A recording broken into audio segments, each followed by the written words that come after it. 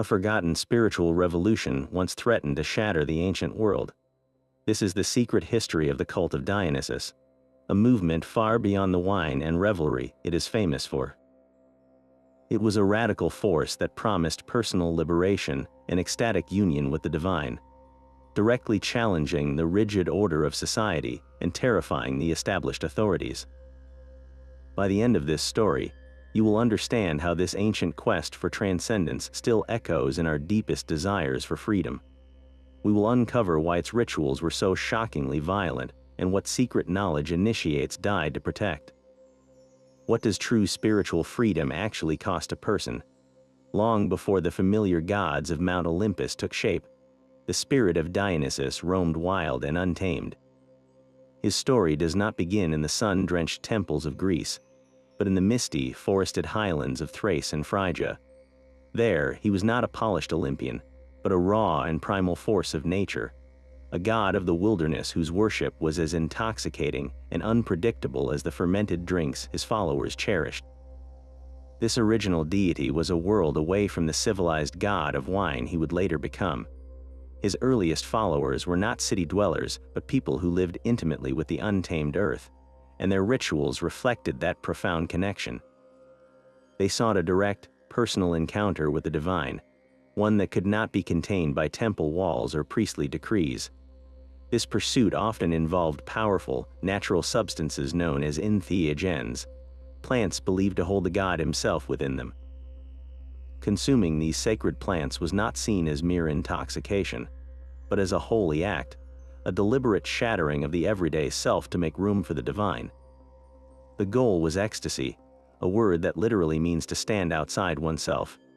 In this trance state, fueled by rhythmic drumming and frenzied dance, the initiate could merge with the wild god, experiencing a unity with all life that was impossible in their normal, structured existence. This was a shamanistic tradition, where the boundaries between human, animal, and spirit dissolved.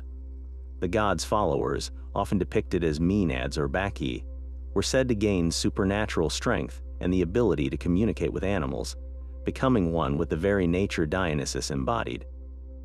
So when this fierce, ecstatic worship finally traveled south into Greece, it carried with it a revolutionary and deeply unsettling power. It presented a spirituality of raw, personal revelation, a direct challenge to the logical, ordered world that Greek civilization was so carefully building. The arrival of this wild god on Greek soil felt less like a spiritual migration and more like an invasion. Imagine the scene in a quiet, orderly polis, a city-state built on reason and law, when a band of strangers appears at the gates. They are not soldiers, but their presence is just as unsettling. These followers of Dionysus move with an unnerving energy, their eyes wide with a vision the citizens cannot share. They dance to a rhythm that seems to pulse from the earth itself, their music foreign and intoxicating. To the Greeks who prized moderation and self-control above all else, this was not a new religion. It was a contagion of frenzy, a direct assault on their entire way of life. The authorities watched in horror. Here were women, the very heart of the domestic sphere, abandoning their looms and their homes to run wild in the mountains. They were called maenads, which translates to the raving ones, and their behavior was a public scandal. They wore fawn skins and carried thyrsi, staffs tipped with pine cones that were symbols of the god's fertile, untamable power. They were said to be able to tear animals apart with their bare hands, a practice known as sparagmos, not out of cruelty, but in a sacred ritual that united them with the raw life force of the god. For the city's rulers, this was a social crisis. This was not merely about religious preference, it was about the bedrock of society cracking. If women could simply leave their duties behind, what was to stop slaves from doing the same? If ecstasy could override law, what became of order? The cult of Dionysus presented a terrifying idea, that the divine could speak directly to anyone, bypassing priests and kings entirely.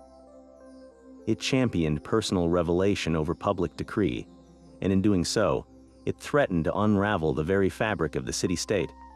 The initial reaction was not acceptance, but fear and violent suppression. Yet, this foreign frenzy would not be so easily contained. The god had a strange and irresistible power, one that spoke to a part of the human soul that civilization had tried to bury. What happened next was a brilliant, and perhaps desperate, act of social engineering. The Greek establishment faced a problem they could not simply suppress, so they did something far more cunning. They absorbed the wild god, weaving him directly into their own most sacred family of deities. This strategic embrace is perfectly captured in the astonishing myth of his birth, a story that explains his unsettling power. Dionysus was the son of Zeus, the king of the gods, and a mortal princess named Semele. The tale begins with a divine affair, but it quickly becomes a story of death and impossible rebirth. Semele, tricked by a jealous Hera, asked to see Zeus in his full, unfiltered glory. No mortal could survive such a vision. The divine radiance consumed her, burning her to ashes. Yet, from that destruction, Zeus snatched the unborn Dionysus and sewed the fetal god into his own thigh, using his body as a living womb. From this second gestation, Dionysus was born anew, earning him the title Dithyrambos, the twice-born. This is not just a fantastical story. It is the entire key to understanding his nature. His first birth from a mortal woman ties him irrevocably to the human world, to our suffering, our fragility, and our mortality. His second birth from the king of the gods makes him fundamentally divine, a being of pure, unstoppable power and eternal life. He exists in both realms at once, a bridge between the earthly and the celestial.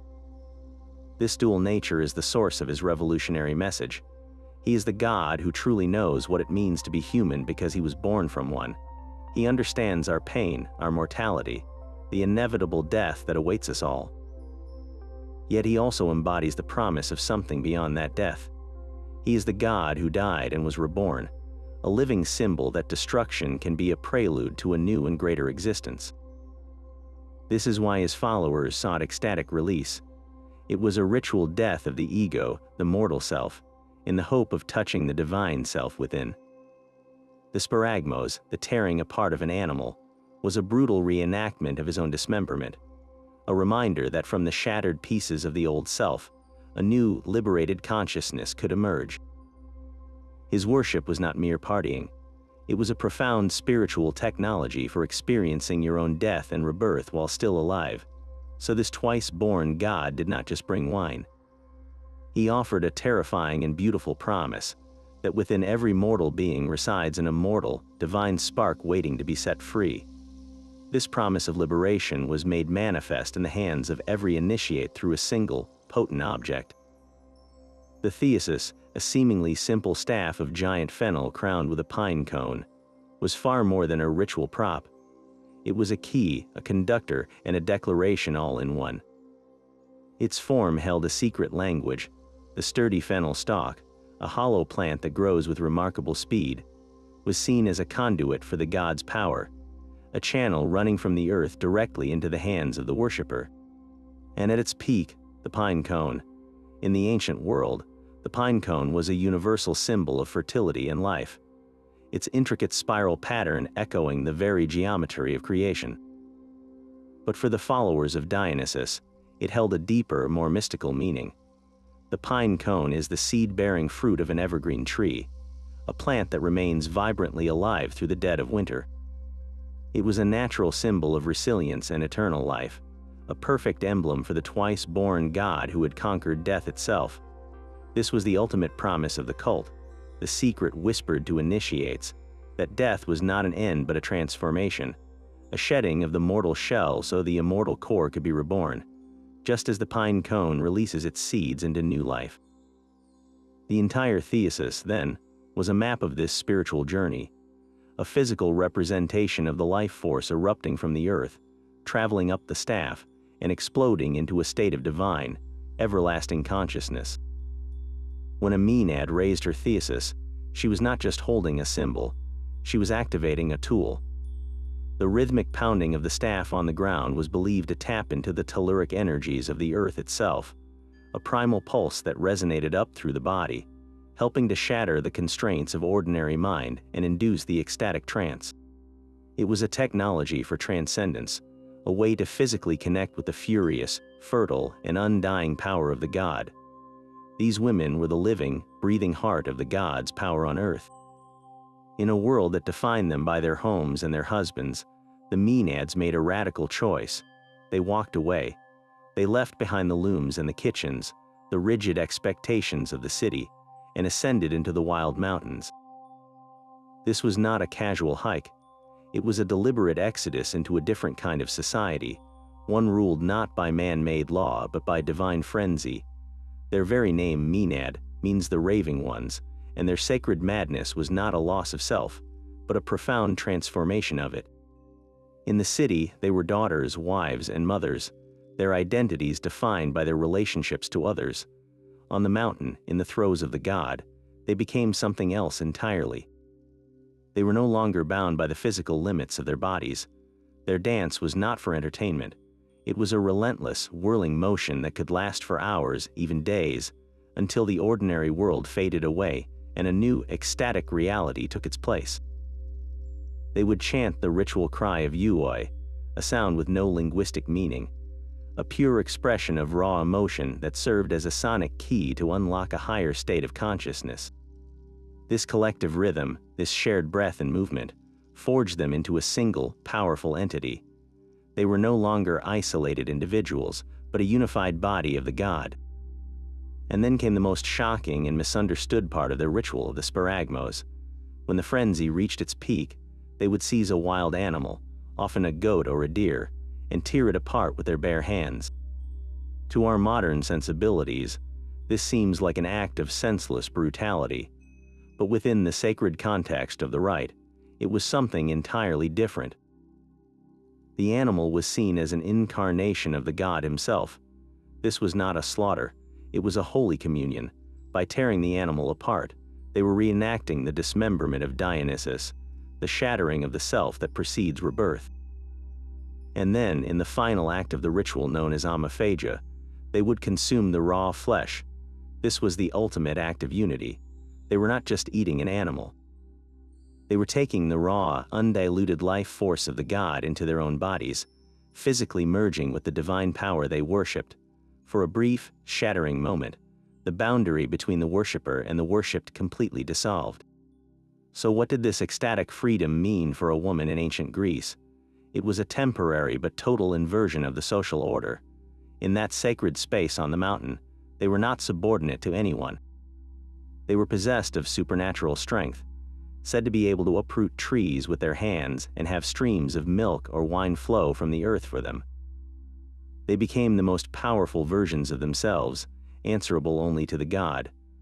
This was a sanctioned rebellion, a pressure valve built directly into the fabric of a patriarchal society. It allowed women to experience a form of absolute power and liberation that was utterly unavailable to them in their daily lives, and then return, transformed but compliant, to their domestic roles. The cult did not seek to overthrow the city, but to provide a necessary, cyclical escape from it. This temporary madness was, paradoxically, what kept the social order intact. This raw, visceral act was the ritual's ultimate climax, a moment where symbolic belief became terrifyingly real. The sparagmos, the tearing apart of a live animal, was not an act of random violence.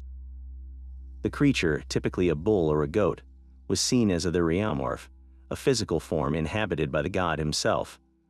To the women caught in their divine frenzy, they were not attacking a mere beast. They were laying hands upon Dionysus.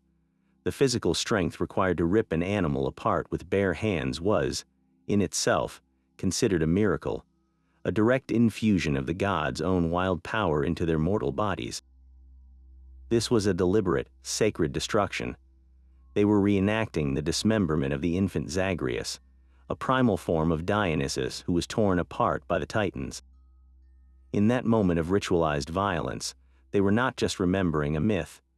They were destroying the very principle of separation, shattering the illusion of the isolated, individual self. The ego, that carefully constructed identity of a civilized Greek woman, was being torn to pieces alongside the animal. This was the death of the old self, a necessary annihilation before rebirth could occur. And then came the omophagia, the consumption of the raw, bloody flesh. This was the final, irrevocable step of union. By eating the raw meat, they were not merely having a meal. They were performing the most direct form of communion imaginable. They were ingesting the god, absorbing his divine essence, his wildness, his immortality, directly into their own flesh and blood. In that act, the boundary between worshipper and deity completely vanished. The women became the god. They took his untamable nature into themselves, and for a sacred, fleeting time, they were no longer human women bound by law and custom. They were forces of nature, ecstatic and utterly free. This ritual was a brutal, beautiful technology for achieving what every mystic seeks, a complete and total merging with the divine. It used the most primal elements of life and death to facilitate a spiritual awakening that was as immediate as the taste of blood, and as profound as the silence that follows a storm. This blend of ecstatic freedom and social order found its most profound expression in the heart of Athens itself. Every spring, the entire city paused its political and commercial life for the Anthesteria, a 3-day festival dedicated to Dionysus that was anything but a simple wine-tasting event. It was a complex, deeply spiritual ceremony that held a mirror to the cult's core paradox, celebrating the vibrant, life-giving force of new wine while simultaneously opening the gates to the restless dead. On the first day, called Pythoiga, the jars were opened. This was the moment when the new wine, fermented through the winter, was tasted for the first time. The entire city would partake, from the highest magistrate to the lowliest slave, in a communal act of blessing. The air filled with the sharp, sweet scent of the vintage, a tangible symbol of the gods' gift of life, joy, and forgetfulness. Yet this celebration was merely the prelude to a much darker and more solemn observance. The second day, known as Chose, or the Day of the Jugs, was a day of eerie silence and profound unease. The city transformed. People chewed buckthorn leaves, a bitter plant believed to ward off evil spirits, and anointed their doors with pitch to create a protective barrier. Every citizen, even small children, received their own small, specially shaped jug of wine, but they did not drink together in fellowship. Instead, they drank alone, in complete silence, huddled in small groups in their homes. This was not a social gathering. It was a ritual of isolation and purification. The entire city became a stage for a spiritual lockdown, for on this day, it was believed that the souls of the dead, the Kirs, rose from the underworld and roamed freely among the living. The silent, solitary drinking was a form of personal protection, a way to avoid attracting the attention of these potentially malevolent spirits. The community, so vital to Greek identity, deliberately fractured itself as a defense against the supernatural. The festival's climax arrived on the third day, Chaitroi, the Day of the Pots. This was a day dedicated solely to the dead. Families would cook a simple porridge of grains and seeds, a meal of mourning and appeasement, and offer it to the chthonic deities and the wandering ghosts. The final act of the entire Anthesteria was a public, ritual expulsion. A herald would move through the city, chanting a powerful formula, "Begone, Kirs, the Anthesteria is over." With these words, the boundary between the worlds was officially sealed once more. The ghosts were commanded to return to their own realm, and the normal social order of the city could be restored. The Anthesteria was a masterpiece of spiritual and social engineering. It allowed the populace to safely engage with its deepest fears of death and the supernatural, to acknowledge the ever-present shadow world, under the direct patronage of the god who had conquered death. Dionysus, the lord of ecstatic life, was also the master of the restless dead. He provided the wine that made life worth living, and he also held the key to the realm everyone feared. This annual ritual contained the cult's dangerous power, channeling it into a structured, city-wide event that ultimately reinforced the social fabric it momentarily threatened to tear. It was a brilliant compromise, a way for a civilized society to make peace with the wild god and all the chaotic, beautiful, and terrifying truths he represented. But beyond the city-sanctioned festivals lay a deeper, more dangerous path. The public face of Dionysian worship was a carefully managed compromise. Yet a far more potent and secretive tradition thrived in the shadows. These were the Dionysian Mysteries, an initiatory journey that promised not just a temporary escape from society, but a permanent escape from the ultimate human prison, death itself. Unlike the famous Eleusinian Mysteries, which were a state-sponsored institution open to all who spoke Greek and could afford the journey, the Dionysian rites were more intimate, more ecstatic, and far more personal. The Eleusinian path offered a vision of the afterlife, a blessed eternity in the fields of Elysium, but the Dionysian initiate sought something even more profound. They aimed to become a god. The rites were shrouded in absolute secrecy, so much so that even today, we only have fragments and whispers of what truly occurred. We know initiates underwent a powerful symbolic ordeal, a ritual death and rebirth that mirrored the god's own dismemberment. They may have been shown sacred objects, perhaps a mirror reflecting their own mortal face, or a model of a heart, representing the divine spark within. The goal was to shatter their perception of being merely human. Through a combination of sacred drama, potent entheogens, and ecstatic dance, the initiate would experience the terrifying dissolution of their own ego. They would live through their own death, feeling the very fabric of their identity torn apart, just as Dionysus was torn apart by the Titans. But this was not the end. This ritualized death was the necessary prelude to a glorious rebirth. Emerging from the ordeal, the initiate was no longer just a mortal. They were a Bacchos, a title that meant they had become an embodiment of the god himself. They had united with the divine essence that survives physical death. This was the ultimate promise of the mysteries, a promise carved onto ancient gold tablets buried with initiates. These thin sheets of foil, placed on the lips of the deceased, served as a passport to the underworld. Their inscriptions guide the soul, telling it exactly what to say to the guardians of the afterlife. One such tablet instructs the soul to declare, "I am a child of earth and starry heaven, but my race is of heaven alone." This was not a metaphor, it was a statement of fact for the initiated. They were asserting that their true self, their immortal soul, was divine in origin.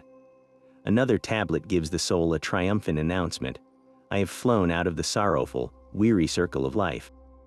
I have entered the coveted crown. I have sunk beneath the breast of the lady, the queen of the underworld." This was the final reward, a blessed afterlife free from the cycle of reincarnation, a direct result of having achieved unity with Dionysus while still alive. The mysteries transformed the fear of death into a glorious homecoming, offering a freedom that lasted for all eternity. Yet this promise of eternal liberation had a powerful echo in the public life of the city itself. The same raw, emotional force that possessed the Maenads on the mountain was carefully channeled into a new and enduring art form, one born directly from his worship. The dithyramb was a wild, circular choral hymn sung in honor of Dionysus, its lyrics telling of the god's sufferings and triumphs. These were not polite songs. They were ecstatic, driving narratives performed by a chorus of 50 men or boys, their voices and bodies moving as one in a frenzied rhythm that sought to invoke the very presence of the god. This was the ritual seed from which Greek theater would spectacularly grow. The city of Athens formalized this transformation with the Great Dionysia, an annual festival that became the cradle of Western drama. Here, in a vast, open-air theater carved into the southern slope of the Acropolis, the entire populace would gather to witness competitions in tragedy and comedy, all dedicated to Dionysus. But this was far more than entertainment. It was a collective ritual, a civilized vessel for the same dangerous and cathartic energies the cult once unleashed in the wilderness. Think of the theater itself as a symbolic landscape. The orchestra was the circular dancing floor, a direct architectural echo of the threshing floor where the dithyramb was first performed. The Skene building at the back represented the palace or the temple, the ordered structure of civilization.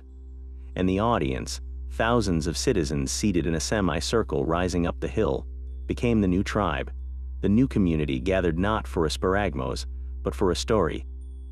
The plays themselves served the same psychological function as the mountain rites. Tragedy, in particular, was a controlled experiment in chaos.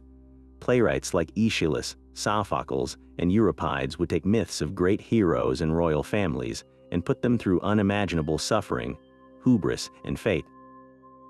The audience did not merely watch Oedipus discover his horrific crimes or witness Medea murder her children. They experienced it with him. They felt the same pity and terror that the Maenads sought in their frenzy. This shared emotional release was what Aristotle would later call catharsis, a purging or cleansing of these powerful emotions. In the safety of the theater, the citizen could experience the shattering of the self, the confrontation with the darkest aspects of human existence, and then walk away unscathed, having had their own inner turmoil purified by the spectacle. The god of ecstasy had not been tamed. He had been given a stage. His worship moved from the physical tearing of flesh to the psychological tearing apart of a hero's life. The personal liberation of the initiate was transformed into a social liberation for the entire polis, allowing it to collectively face its deepest fears and darkest desires, and emerge stronger, more cohesive, and more human. The wild cries of the Maenads had become the structured choruses of tragedy, proving that the spirit of Dionysus could never be destroyed, only transformed. This fluid identity made Dionysus a uniquely dangerous and compelling figure. He was the beautiful youth with long, flowing hair and delicate features, often depicted in soft, effeminate clothing, a stark contrast to the muscular, bearded ideals of Zeus or Apollo. Yet within this graceful form resided a raw, untamable masculine power, the very force that could drive his followers to superhuman feats of strength. He effortlessly crossed the most rigid social line of the ancient world, the boundary between male and female. His worship, predominantly led by women, welcomed men into its rites, and his very essence combined what his culture insisted on keeping separate. This was not a contradiction, but the core of his nature. He was a living paradox, and his power flowed directly from these unresolved tensions. His identity extended beyond gender into the very definition of humanity. He was the god who appeared in animal form, most famously as a bull or a powerful, serpentine creature. His followers, the Maenads, were said to be accompanied by wild animals, snakes coiling peacefully in their hair, panthers and lions walking docilely by their side. In their ecstatic state, they were not merely human women communing with nature. They became part of that wild kingdom, their human consciousness merging with the primal instinct of the beast. This dissolution of boundaries was the entire point.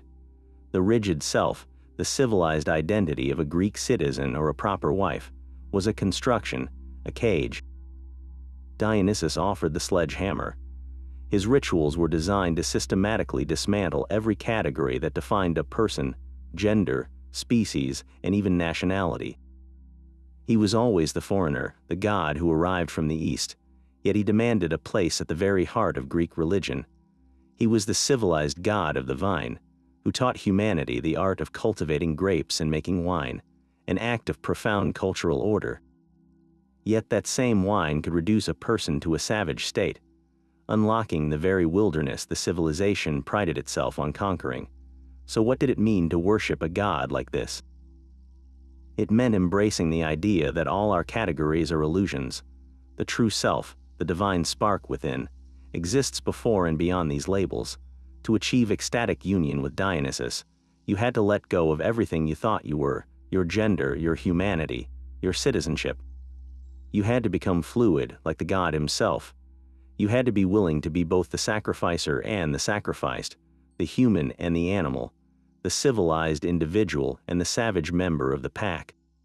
This terrifying and glorious loss of self was not a punishment, but the ultimate liberation, a return to a state of pure, undifferentiated being where the soul was finally free.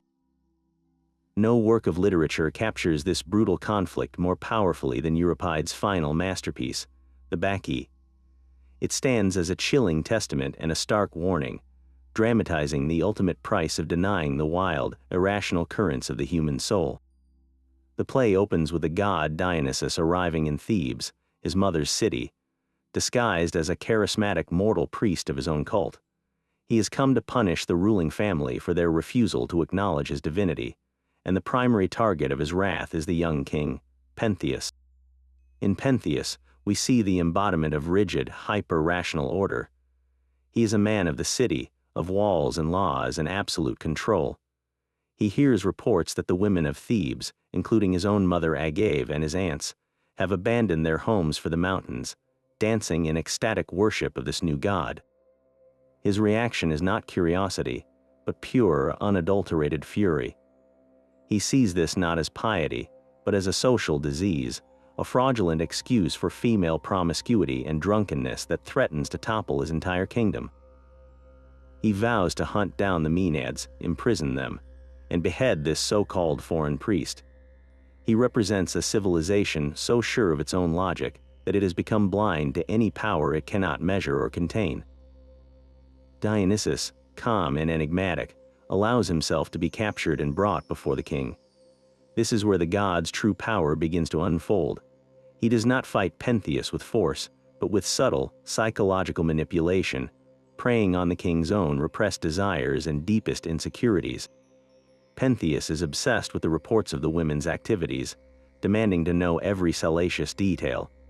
He wants to spy on them, to witness their secret rites for himself, all under the guise of maintaining order. Dionysus expertly offers him exactly what he claims to despise, a chance to see the forbidden. He convinces Pentheus that the only way to truly understand and defeat the cult is for the king to dress as a woman, hiding himself in a Maenad's fawn skin and carrying a thyrsus, so he can infiltrate their sacred space undetected. This is a devastatingly brilliant inversion. The man who represents rigid masculine control is seduced into adopting the very feminine identity he scorns. In his desperate attempt to master the irrational, Pentheus is tricked into surrendering his own rational identity completely. He becomes a grotesque parody of a Maenad, a living symbol of his own crumbling worldview. Led by Dionysus to a pine tree on the mountain, Pentheus is hoisted up to get a better view, believing he will finally witness the women's depravity. But from his high perch, he is not a hidden observer, he is a perfectly visible target. Dionysus reveals the king to the frenzied Maenads, who look up and see not a man, but a wild mountain lion. Their god has transformed their perception. In their ecstatic state, the beast they see is the beast they must ritually destroy. Led by Agave, Pentheus' own mother, the women swarm the tree. They tear it from the ground with their bare hands, and in a horrific scene of sparagmos, they descend upon him. Agave, her eyes wide with divine madness, is the one who tears her son's head from his shoulders. The play's most heartbreaking moment comes when she returns to Thebes in triumph, carrying her grisly trophy, boasting to her father, the old king Cadmus, about the magnificent lion she has hunted. It is only slowly, painfully, as Cadmus guides her back to reality, that the horror dawns on her. She looks at the head in her hands and recognizes the face of her son. The ecstatic trance shatters, leaving only the devastating wreckage of a family and a kingdom. The Bacchae is more than a tragedy, it is a profound spiritual lesson. Pentheus is not killed because he is evil. He is destroyed because he is rigid. He tried to cage a force of nature, to use logic as a weapon against a power that operates on an entirely different plane. His refusal to acknowledge the Dionysian within himself, his own wild, irrational, and ecstatic potential, is what makes him so vulnerable to the god's manipulation. He is torn apart not just by his mother, but by the very part of his own soul he refused to face. The play is a warning that when a culture, or an individual, tries to build a world on pure reason alone, it creates a dangerous fragility. The repressed energies do not disappear. They gather strength in the shadows until they erupt with catastrophic force. Dionysus, in the end, is not a god of mere chaos. He is the god of everything we try to lock away, the wild truth that civilization is built upon and must ultimately learn to make peace with, or be destroyed by. The wine they drank was a world away from a simple beverage. This was not about casual social drinking or even the joyous release of a festival. Within the sacred space of the Dionysian rite, wine transformed into a potent sacrament, a liquid key to the divine. The Greeks understood its dual nature perfectly, calling it pharmakon, a word that means both poison and cure. In moderate daily use, It was a medicine for the spirit, a social lubricant that eased the hardships of life. But in the context of the cult, it was consumed with a sacred intention, as a deliberate catalyst for a spiritual explosion. The goal was enthusiasmos, a state of being where the god, the theos, entered you. The wine was the vessel for that divine invasion. It worked by systematically dismantling the very thing Greek civilization held most dear, the rational, self-controlled mind. As the wine flowed, the walls of the ego, the carefully constructed identity of a citizen, a mother or a slave, began to soften and crumble. Societal inhibitions melted away, not into chaos, but into a new and more primal order. The individual will was surrendered to the collective rhythm of the dance and the chant. This was the first, essential step toward spiritual awakening, the controlled demolition of the self that made room for the god. Think of it as a sacred tool, much like the rhythmic drumming of a shamanic ceremony. The alcohol acted on the body and mind, lowering the neurological gates that usually keep our perceptions filtered and orderly. In that open state, the worshipper became exquisitely sensitive to the music, to the movement of the group, and to the powerful suggestion of the ritual itself. The feeling of unity was no longer an abstract idea. It became a physical and emotional reality. The vineyard itself was a living symbol of this entire process. The cultivation of the grape was an act of civilization, of taming a wild plant. But the fermentation of its juice was a return to wildness, a magical, unseen process where sugars broke down and transformed into an intoxicating new substance.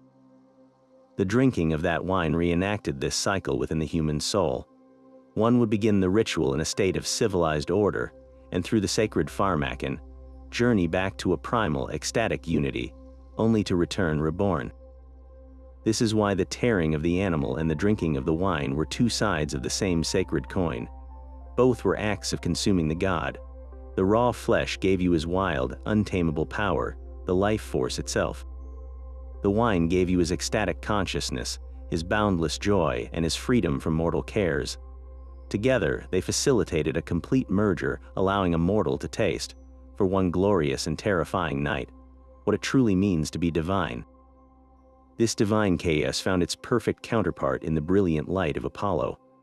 Where Dionysus was the god of the mountain and the vine, Apollo was the god of the sun and the lyre. He represented the principle of reason, of clear boundaries and beautiful forms. His most famous command, inscribed at his oracle at Delphi, was "Know thyself," an invitation to look inward with clarity and define the individual ego. This is the very self that the Dionysian rites sought to shatter. Apollo was the patron of medicine, which heals the body by understanding its rules, and of music based on mathematical harmony. He stood for the dream of a perfect, ordered city, where laws were logical and citizens were distinct, rational individuals. For a long time, these two gods were seen as polar opposites, even rivals, locked in an eternal struggle for the soul of Greece.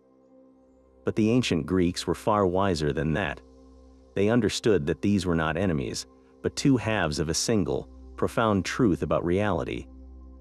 At the very same sanctuary of Delphi, the spiritual center of the Greek world, these two forces coexisted in a sacred partnership. Apollo ruled the shrine for 9 months of the year, dispensing his measured, prophetic wisdom. But for the 3 winter months, the temple was consecrated to Dionysus. The god of ecstasy descended to take possession of his brother's domain. This was no accident. It was a profound theological statement. The Greeks recognized that a life lived entirely in the clear, harsh light of Apollo, a life of pure reason and order, becomes brittle and sterile. It creates a Pentheus, a man so rigid he shatters at the first touch of the irrational. But a life lived only in the dark frenzy of Dionysus is one of pure, undirected instinct, a dissolution into the herd with no self left to liberate. True wholeness, what the Greeks called arete or excellence, required both. The Apollonian principle gives us the structure of the self, the beautiful, individual vessel. The Dionysian principle fills that vessel with the intoxicating wine of universal life, reminding us that our individuality is a temporary, beautiful illusion. One creates the melody, the other the ecstatic rhythm that makes the melody meaningful. This balance was the secret to the incredible creativity of ancient Greece. Their art and architecture achieved a perfect, Apollonian harmony of proportion and form, yet the stories they told in their tragedies were pure Dionysian fire, exploring the darkest, most irrational passions of the human heart. Their philosophy sought logical truth with Apollonian precision, yet their greatest thinker, Socrates, was guided by a divine inner voice, a daemonian, a whisper of something beyond pure reason. They built a civilization that could produce the Parthenon's perfect columns and the chaotic, emotional power of the Bacchae, understanding that a culture, like a person, needs both a spine and a soul. To deny the Dionysian is to deny the wild, creative, and terrifying mystery of life itself. But to deny the Apollonian is to lose the self that can appreciate that mystery. The ancient quest was not to choose one over the other, but to hold this sacred tension, to let the self be defined by reason only to be periodically dissolved in ecstasy, creating a dynamic, resilient, and truly human spirit. This inherent social fluidity made the cult a deeply political force. When a woman left her home to dance on the mountain, she was performing more than a religious act. She was staging a walkout from her prescribed social and economic duties. When a slave was welcomed into the rites and given a thyrsus, they were, for the duration of the ritual, no longer property. They were a bacchos, an equal vessel for the god. This was a profound and dangerous leveling of the social hierarchy. The cult created a parallel community, a temporary society operating on principles entirely opposed to those of the city-state. Its authority did not come from kings, councils, or written laws. It came directly from the ecstatic experience of the divine. This personal revelation was the ultimate subversion. What need was there for a priest to interpret the god's will when the god was shouting his presence directly into your soul? Why obey a magistrate when you had felt the intoxicating freedom of answering to no one but Dionysus himself? This alternative source of authority fundamentally undermined the state's control. The established order relied on a clear chain of command, from the gods on Olympus to the priests, to the rulers, and down to the citizens. Dionysus shattered that chain. He offered a direct line, and in doing so, he empowered those at the very bottom of the social ladder. The most potent symbol of this threat was the Maenads' temporary inversion of power. In their daily lives, these women were legally and socially subordinate. They could not vote, own significant property, or participate in political life. Yet on the mountain, they were the undisputed authorities. They commanded supernatural forces, their actions were beyond human judgment, and they held the power of life and death in their own hands. This sanctioned rebellion was a pressure valve, but the state always feared the valve might one day stick open. What if the women decided not to return? What if the slaves, having tasted true freedom, decided to make it permanent? The cult's promise was not just spiritual liberation, but a glimpse of social liberation. It demonstrated that the rigid categories of citizen and foreigner, free person and slave, man and woman, were human constructs, and like all constructs, they could be deconstructed. The god who dissolved the boundaries of the self also dissolved the boundaries of the polis. This is why the ruling class viewed him with such deep suspicion and outright terror. He was not merely a new god, he was a revolutionary ideology disguised as a religious ecstasy. His worship suggested a world turned upside down, where the last would be first, and the source of power was not a throne, but a transcendent experience available to anyone brave enough to reach for it.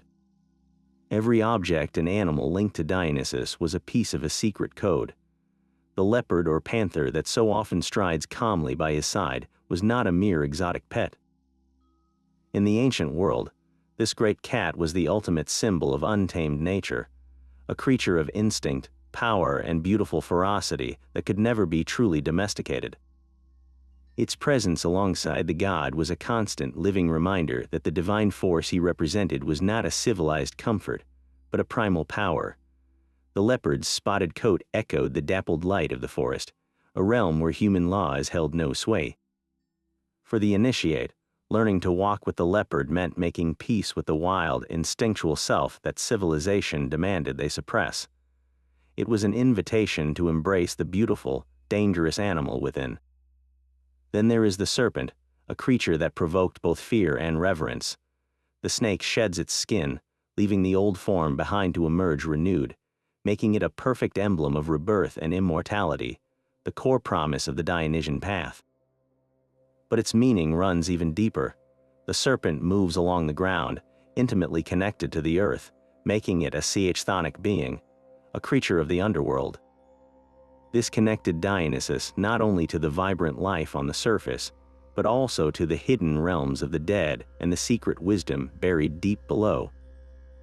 In art, we often see serpents winding peacefully through the hair of the Maenads or coiling around the thyrsus. This was not a symbol of evil, but of transformative power. The serpent represented the kundalini-like energy that could rise from the base of the spine, up the symbolic thyrsus of the body, to awaken a higher, ecstatic consciousness. It was the wisdom of the earth itself, a knowledge that could only be gained through the terrifying and beautiful process of shedding one's old identity. But perhaps the most psychologically profound symbol was the mask. In Greek theater, which was sacred to Dionysus, actors wore large, exaggerated masks to assume their roles. This was more than a theatrical device, it was a spiritual technology. To put on a mask was to temporarily surrender your own identity and become someone, or something, else. This act of transformation was at the very heart of the mystery. The mask hid the individual, the petty concerns of the mortal ego, allowing the universal spirit to shine through. It was a tool for achieving that ecstatic state of standing outside oneself. But the mask also points to a deeper, more unsettling truth about the god and his worship. Dionysus himself was often described as masked, his true face hidden. This suggests that the ultimate reality, the divine itself, is not something we can look upon directly. We can only perceive it through a veil, through a symbol, through an experience that transforms us. The mask conceals to reveal a greater truth. It asks a terrifying question. Who are you when you are not the person society told you to be? When you strip away your name, your job, your gender, what remains? The Dionysian path insisted that beneath all those layers was a divine, eternal self, a Bacchus, waiting to be unmasked. The leopard, the serpent, and the mask were not random images. They were a coherent language describing a journey from the untamed world, through the transformative power of death and rebirth, into the final, glorious revelation of the true self hidden behind the face you show the world. This same revolutionary spirit did not vanish when it crossed the sea to Italy. The Romans, masters of engineering and law, encountered the cult of Dionysus and saw both a profound threat and an irresistible allure. They renamed him Bacchus, and his worship took on a distinctly Roman character, one that would escalate into an affair of state so dangerous the Senate would mobilize its full power to crush it. The early Roman rites were secretive but largely tolerated, often practiced by women in secluded groves. Yet as the cult grew in popularity, its nature began to shift. The Roman bacchanalia evolved into something far more intense and politically volatile than its Greek predecessor. It was no longer confined to the mountains or to women. Men were initiated, and slaves participated alongside aristocrats. The meetings, once held by day, moved into the cover of night. This secrecy itself was a red flag to the Roman mind, which valued public virtue and open conduct above all else. Rumors began to swirl through the streets of Rome, whispers of drunken orgies, of violent initiations, and of a shadowy network bound by sacred oaths that overrode their loyalty to the state. The Senate's investigation, led by the consuls, uncovered a conspiracy that seemed to confirm their worst fears. They were told of a vast, alternative society operating in the heart of the Republic, with its own laws and its own leaders.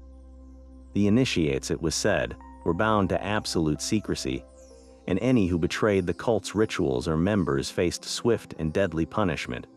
This was not merely a matter of moral decay. To the Roman Senate, this was a silent coup. an organization that could command the allegiance of thousands, from the lowest slave to the highest patrician, and that met under the cloak of darkness, represented a direct threat to the authority of the state itself. The fear was not just of drunkenness, but of a politically subversive movement whose members might be plotting to overthrow the government. The Senate's response was swift, brutal, and comprehensive. In the year 186 BCE, they passed a sweeping decree, the Senatus Consultum de Bacchanalibus, which survives to this day on a bronze tablet. The decree ordered the immediate suppression of the Bacchanalia throughout the Italian peninsula. No one was permitted to host a shrine to Bacchus without special senatorial approval. Gatherings of more than a few people for the purpose of worship were forbidden. The penalties for disobeying were severe, including imprisonment and execution. The state mobilized its forces to hunt down the cult's leaders and destroy its meeting places. It was one of the most extensive religious persecutions in Roman history. Yet this was not a simple case of order triumphing over chaos. The Senate's violent reaction reveals the terrifying power they saw in the cult of Bacchus. It was the ultimate fear of a rigid, hierarchical society, the nightmare of the underclass uniting in an ecstatic bond that made their servitude meaningless. The cult's promise of liberation had become, in the eyes of the Roman state, a blueprint for revolution. That bronze decree tells a story of pure, calculated terror. The Senatus Consultum de Bacchanalibus was not just a law, it was a desperate act of cultural self-defense. Its surviving text is a masterpiece of legalistic fury, a document that tries to strangle a spiritual wildfire with bureaucratic red tape. The Senate did not merely ban the rites, it systematically dismantled them with chilling precision. No Bacchic shrine could remain standing without direct senatorial permission. Gatherings for worship were limited to a handful of people. The state demanded informers and promised severe punishment for anyone who dared to hide the cult's activities. This was not about public morality, it was about public order. The Roman state, a rigid patriarchy built on the absolute power of the father, the paterfamilias, saw in the Bacchanalia a direct assault on its foundational principles. Here was a secret society where slaves and aristocrats, women and men, swore oaths to a higher authority than the Senate or the family. The cult's very structure was an inversion of the Roman world. Its leaders were not respected male elders, but often women and foreigners. Its meetings happened at night, beyond the watchful eyes of husbands and masters. In the darkness, social hierarchies dissolved in a collective ecstasy that recognized no earthly rank. For a state that believed its survival depended on everyone knowing and keeping their place, this was an existential threat. The real fear was not the wine, but the wine-induced revelation that a slave possessed the same divine spark as a consul. If that truth took hold, the entire architecture of Roman power, built on the idea of inherent and unchangeable status, would crumble into dust. The Senate's violent crackdown exposes the deepest anxiety of any rigid system, the terror of a truth it cannot control. They were not afraid of chaos, they were afraid of a different kind of order, one where their authority meant nothing. This darker, more philosophical interpretation of the god found its purest expression in a rival mystery tradition. While the ecstatic cults on the mountain sought union with Dionysus through frenzy, a different group of seekers pursued the same goal through strict discipline and intellectual purity. These were the Orphics, and their version of the Dionysian myth contained a secret explanation for the entire human condition. At the heart of their cosmology was a story of primal violence. The infant god Zagreus, understood as a first incarnation of Dionysus, was the divine child of Zeus. He was a being of pure, blissful consciousness, destined to rule the cosmos. But the Titans, the ancient, chaotic giants who preceded the Olympian gods, grew jealous. They lured the child away with mesmerizing toys, a mirror and a spinning top. When Zagreus looked into the mirror, fascinated by his own reflection, the Titans seized their chance. They attacked him, tore him limb from limb, and devoured his flesh. His heart, however, was saved by the goddess Athena and brought to Zeus, who used it to conceive the twice-born Dionysus we know. Enraged by this sacrilege, Zeus struck the Titans with his thunderbolt, reducing them to ashes. And from those ashes, humanity was formed. This is the Orphic key to our entire existence. We are, quite literally, made from the ashes of the Titans, the beings who murdered the god. Our physical bodies, our desires, our fears, and our capacity for violence. This is our titanic inheritance. It is the source of all that is chaotic, selfish, and mortal within us. But within this titanic prison, the Orphics taught, resides a tiny divine spark, a fragment of the Dionysus the Titans consumed. Our true self, our soul, is not of this earthly substance. It is a shard of the god himself, a precious and immortal essence trapped in a cycle of reincarnation, bound to the material world by the weight of its titanic nature. This completely redefined the purpose of the spiritual life. For the Orphic initiate, the goal was not a temporary ecstatic release, but a permanent liberation of the divine spark from its titanic prison. Their path was one of rigorous asceticism, a deliberate turning away from the things of the flesh, which were seen as inherently titanic. They practiced vegetarianism, refusing to consume meat, as it represented the violent consumption of the god.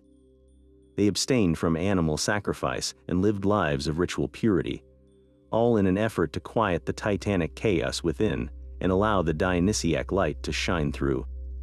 Their rituals were not wild dances on the mountain, but solemn, chanting ceremonies aimed at remembering their true, divine origin and purifying the soul for its eventual escape.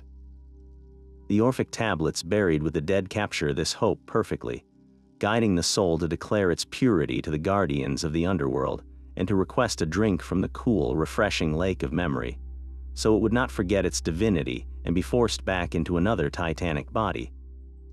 So the same god who offered ecstatic release to the Maenads offered a path of sober self-mastery to the Orphics. One tradition sought to become the god through a sacred frenzy, the other sought to discover the god already hidden within through quiet, persistent purification. Both understood that humanity was a mixture of the earthly and the divine, but they prescribed entirely different medicines for the same sacred illness. The wine, the dance, the raw flesh, these were never the final destination.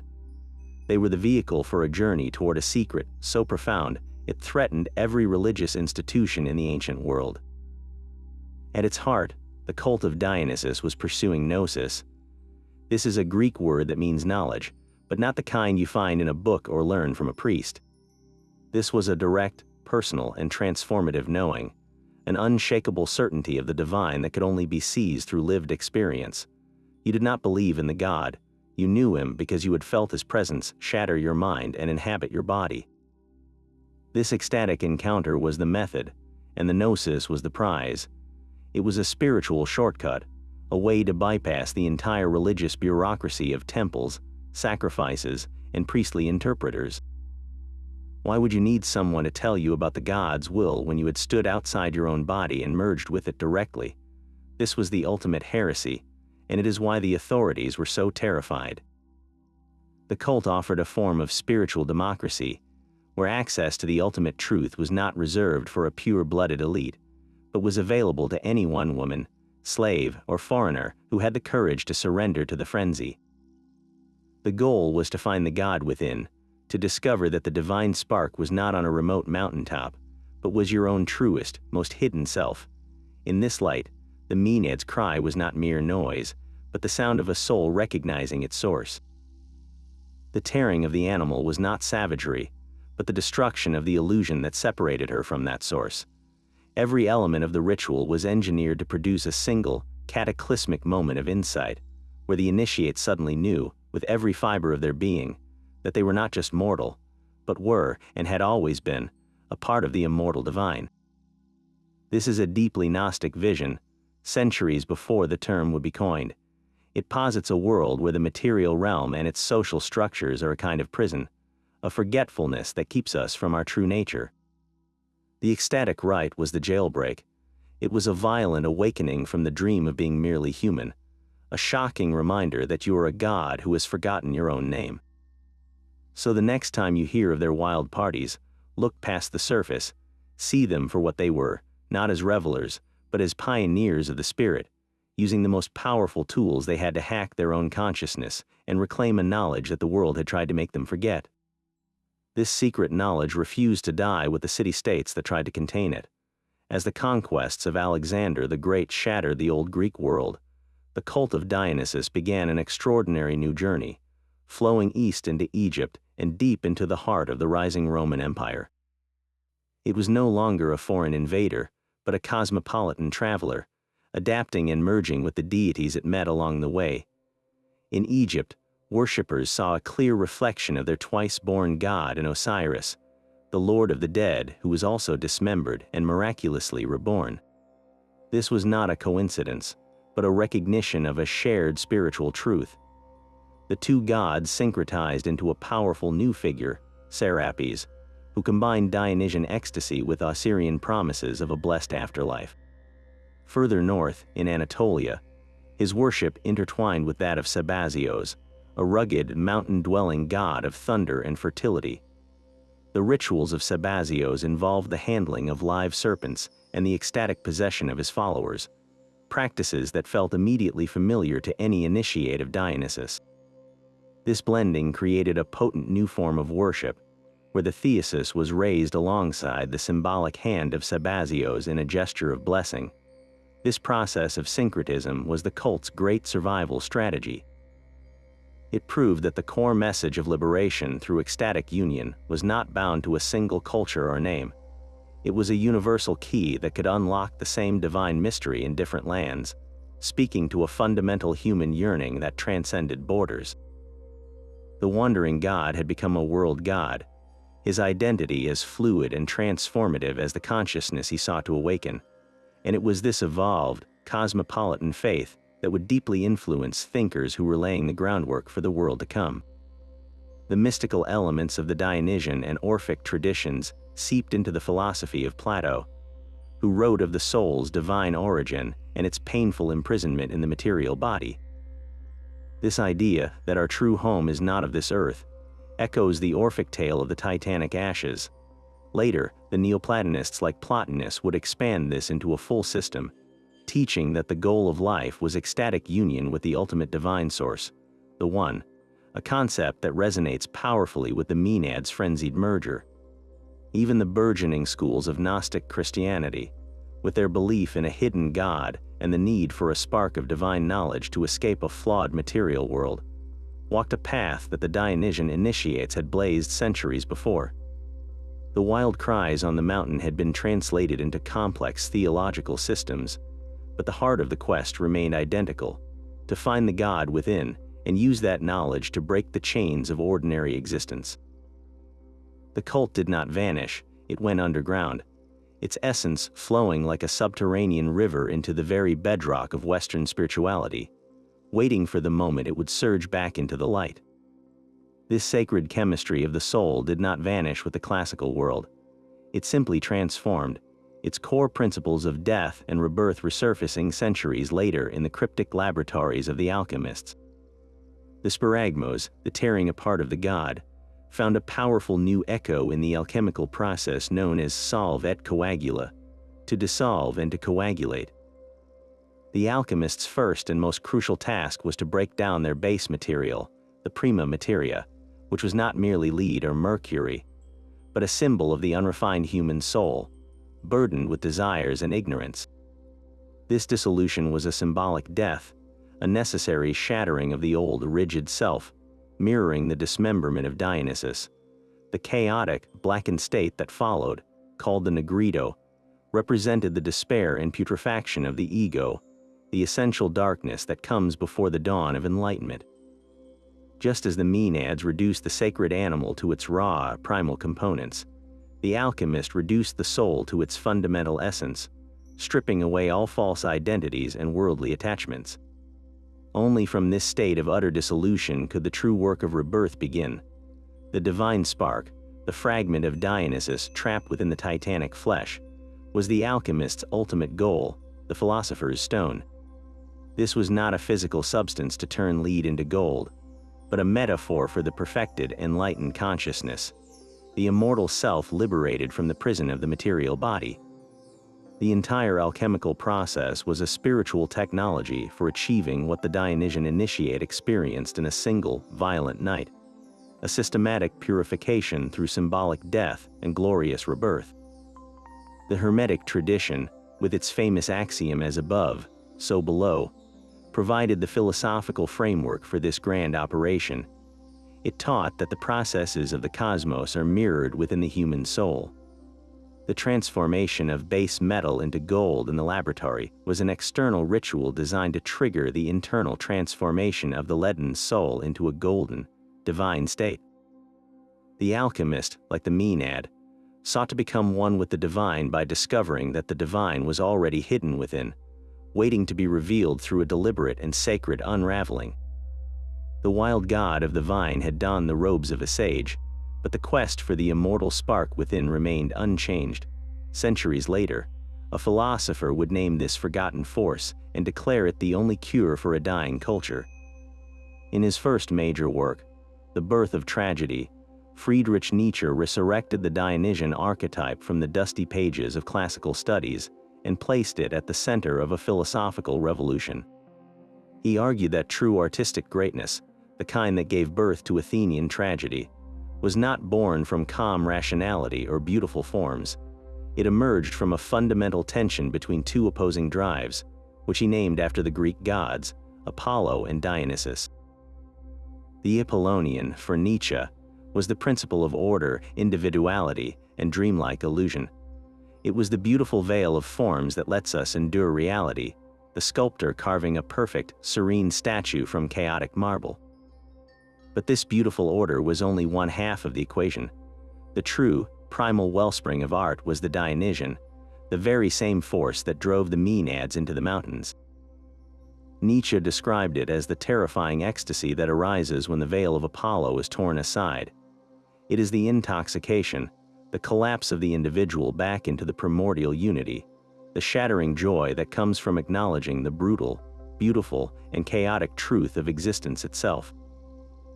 Greek tragedy was so powerful, he claimed, because it married these two forces.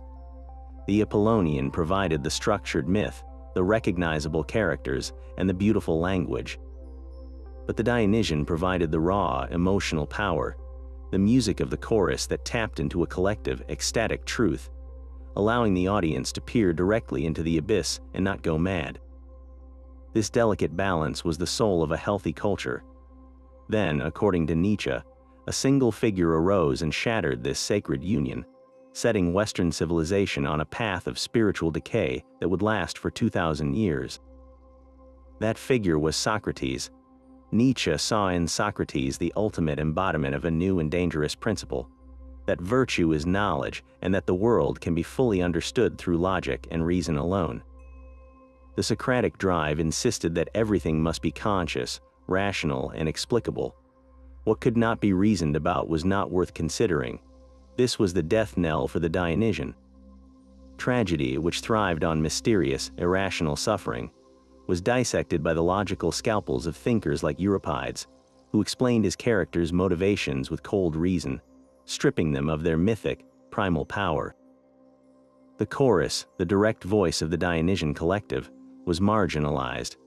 The stage was now dominated by the arguing, calculating individual, the profound, ecstatic wisdom of Silenus, who declared that the best thing for a human is never to be born, was replaced by the optimistic, yet shallow, belief that logic could cure all ills. Nietzsche diagnosed this as the beginning of a profound sickness, a culture that had lost touch with the dark, creative, life-affirming chaos that gives existence its deepest meaning. He saw his own 19th century Europe as the sterile endpoint of this Socratic project, a world obsessed with historical facts, scientific progress, and moral systems, yet utterly devoid of myth, passion, or any real reason to live. The rebirth of tragedy, and with it the salvation of culture, required a rediscovery of the Dionysian spirit.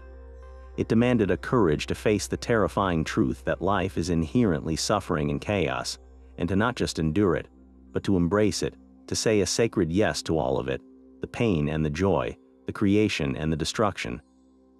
This was Nietzsche's radical proposition, that we must become like the Dionysian initiate, willingly undergoing the sparagmos of our rational egos, to be reborn as life-affirming beings who create art not in spite of the abyss, but because of it. The spirit of the twice-born God never truly left us. He simply traded his leopard skin for new disguises, his ancient rituals echoing through the centuries in our own desperate searches for transcendence. Look at the vibrant chaos of Carnival in Rio or the masked revelry of Mardi Gras in New Orleans. These are not just parties. They are sanctioned societal inversions, modern Saturnalia where the normal rules are suspended. For a few brief days, the banker becomes the jester, the quiet neighbor dances half-naked in the street, and the entire social hierarchy is turned upside down in a blaze of music, costume, and collective ecstasy. This is the same pressure valve the Greeks engineered with their festivals, a temporary but vital release from the rigid structures of daily life, all under the symbolic patronage of a force that celebrates liberation. This same yearning exploded with ferocious energy in the 1960s counterculture. The hippie movement, with its long hair, flowing garments, and rejection of the establishment's square reality, was a direct spiritual descendant of the Maenads abandoning their city for the mountain. They sought the same thing, a direct, personal experience of the divine, a unity with all living things that their parents' organized religion could not provide. They turned to rock and roll, with its driving, hypnotic rhythms, as their new dithyramb. The massive outdoor music festival, like Woodstock, became the new sacred ground, a temporary city built on the principles of peace, love, and communal ecstasy.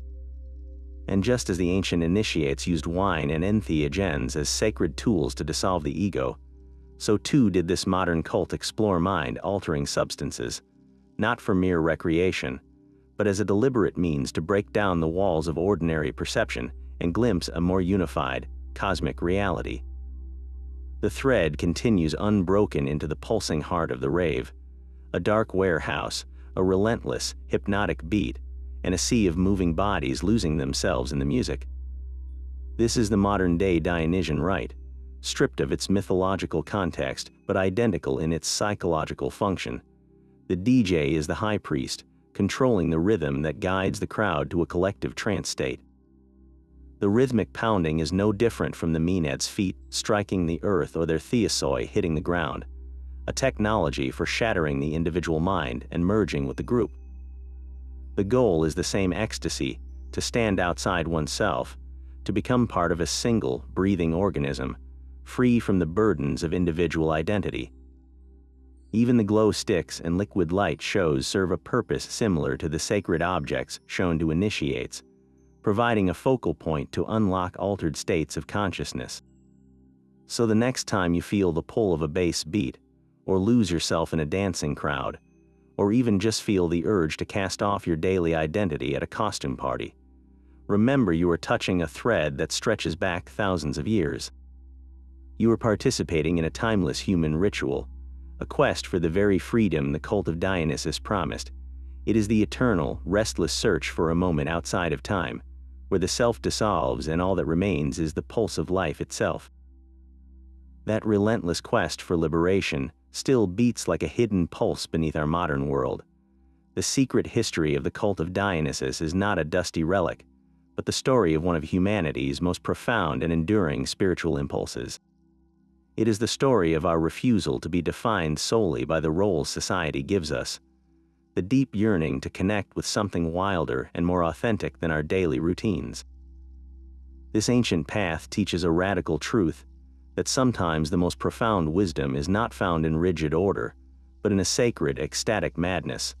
It is the wisdom of the forest, not the fortress, a recognition that the chaotic and creative forces within us are not enemies to be locked away, but vital energies that give life its passion and meaning. This is the timeless human desire to shatter the cage of the ego, that carefully constructed self obsessed with status and control, and emerge, even for a fleeting moment, with the vast, divine unity of all existence. The Maenad on the mountain, the alchemist in their laboratory, the philosopher naming the abyss, they were all seeking the same thing, a freedom that is not given, but seized through a courageous act of self-surrender. They understood that to truly live, you must first be willing to die to the person you thought you were, This is the final, enduring gift of the twice-born God, the eternal reminder that within every one of us, behind the mask of the civilized individual, burns a fierce, untamable, and divine spark, forever waiting for its moment of ecstatic release.